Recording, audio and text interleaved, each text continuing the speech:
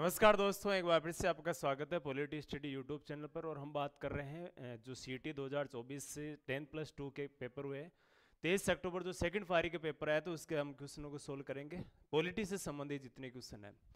बलवंत राय मेहता समिति की निम्नलिखित में से किस उद्देश्य से स्थापित की गई, यानी किस उद्देश्य क्या था। सबसे पहला सवाल ये पूछा गया इसमें कि बलवंत राय मेहता समिति का उद्देश्य क्या था। तो बलवंत राय मेहता लोकतांत्रिक विकेंद्रीकरण का इन्होंने सुझाव दिया था। ध्यान रखना, ये बाद में सुझाव दिया गया था। उस समय ग्राम पंचायत की कार्य से लेकर रिपोर्ट देने के लिए सामुदायिक विकास 1952 में यह सामुदायिक विकास कार्यक्रम आया था। इस सामुदायिक विकास कार्यक्रम के असफलता की जांच करने के लिए यह समिति गठित की गई थी। तो ऑप्शन सी इसमें क्या हो जाएगा, राइट हो जाएगा।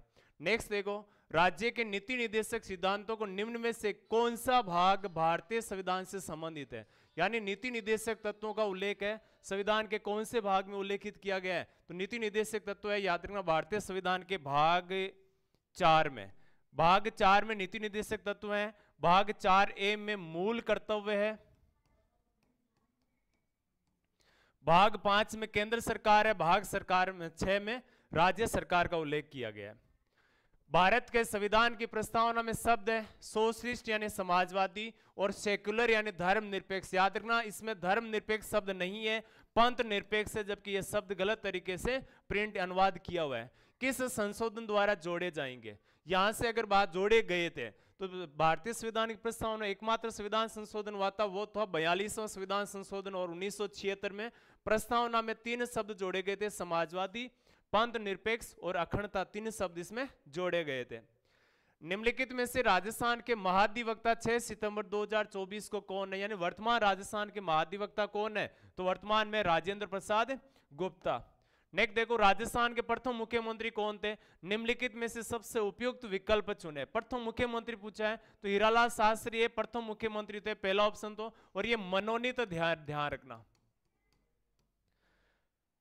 टीकाराम पालीवाल है, प्रथम ऐसे मुख्यमंत्री थे जो प्रथम राजस्थान के निर्वाचित मुख्यमंत्री। जयनारायण व्यास निर्वाचित और मनोनीत दोनों थे। हरिदेव जोशी ऐसे मुख्यमंत्री थे, 3 बार कार्यकाल रहा था, 3 बार भी, एक बार भी कार्यकाल पूरा नहीं कर पाए थे।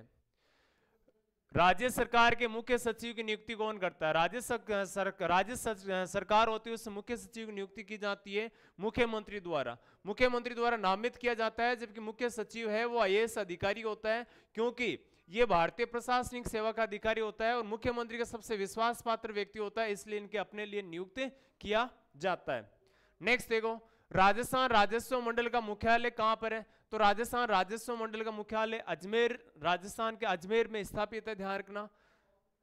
और राजस्व मंडल द्वारा जो तहसीलदार होते हैं ना, तहसीलदारों की नियुक्ति इनके द्वारा की जाती है। राजस्थान के राज्यपाल के नाम को कालक्रमानुसार क्रम से व्यवस्थित करें। अब देखो, इसमें वैसे देखा जाए तो आपातकाल वाले जो है मुख्य रूप से राज्यपाल का उल्लेख दिया गया है। संपूर्णानंद है, जब 1967 में पहली बार आपातकाल लगा था, उस समय राजस्थान के क्या थे, मुख्यमंत्री थे, राज्यपाल थे।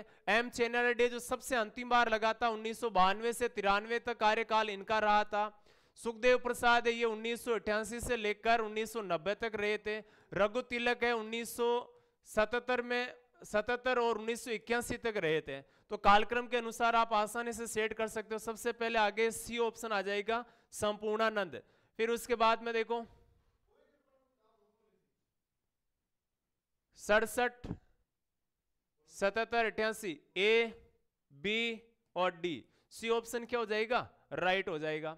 संविधान की अंतिम रूपरेखा यानी ड्राफ्ट किसके द्वारा तैयार किया गया था। संविधान की अंतिम रूपरेखा यानी जो ड्राफ्ट 2 ही तैयार हुए थे, एक तो BR अम्बेडकर ने तैयार किया था और पहला ड्राफ्ट है BN राव द्वारा तैयार किया गया था। BN राव ने भारतीय संविधान का पहला ड्राफ्ट तैयार किया था। और जबकि बाद में जो हमारा वर्तमान संविधान है उसका ड्राफ्ट तैयार किसने किया था, तो डॉक्टर BR अम्बेडकर के द्वारा तैयार किया गया था। नेक्स्ट देखो, इसमें 44वें संविधान संशोधन अधिनियम 1978 के द्वारा निम्नलिखित में से कौन से मौलिक अधिकारों को सूची से हटा दिया गया था।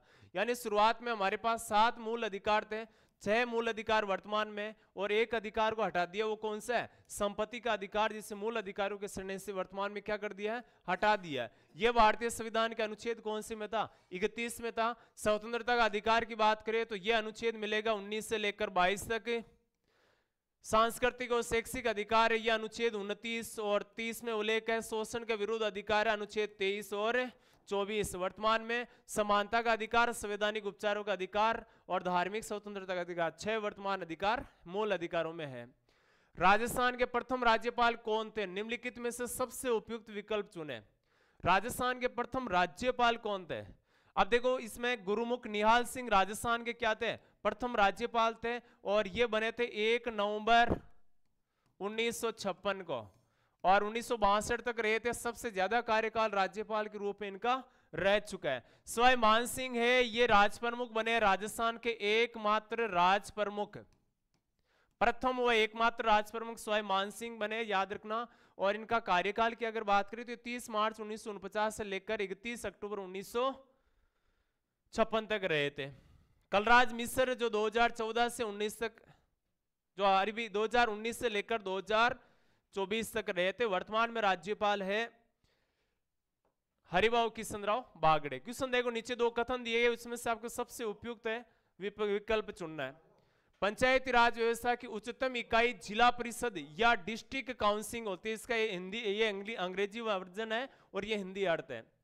जिला परिषद ग्रामीण विकास और प्रगति की योजनाओं और परियोजनाओं के कार्यान्वयन से संबंधित अधीक्षण मतलब उनको कंट्रोल करने से संबंधित नियुक्त शक्ति इनको दी गई है। पहला कथन सही है बिल्कुल। दूसरा कथन है जिला परिषद है कि व्यवस्था उस क्षेत्र के प्रत्यक्ष निर्वाचित सदस्यों अर्थात, और यहाँ पर अंग्रेजी में बात करें तो यही सब दिया गया है। इसका अर्थ दूसरे अर्थों में ले तो एमएलए और एमपी द्वारा की जाती है। यानी जिला परिषद में एक तो जिला परिषद के प्रत्यक्ष निर्वाचित सदस्य होते हैं जो जनता द्वारा चुने जाते हैं, और दूसरी जिला परिषद में उस क्षेत्र की जो पंचायत समिति होते हैं उसके प्रधान उसमें सदस्य के तौर पे भागीदारी होती है। उस क्षेत्र के विधायक यानी एमएलए भी भाग लेते हैं बैठक में और जिला परिषद के सदस्य होते हैं, और उस क्षेत्र के विधानसभा सदस्य यानी एमएलए और उस क्षेत्र के लोकसभा सदस्य भाग होते हैं। अगर पंजीकृत राज्यसभा सदस्य है तो वो भी इसमें सदस्य होंगे। तो कथन 1 और 2 इसमें दोनों क्या रहेंगे? दोनों कथन सही है।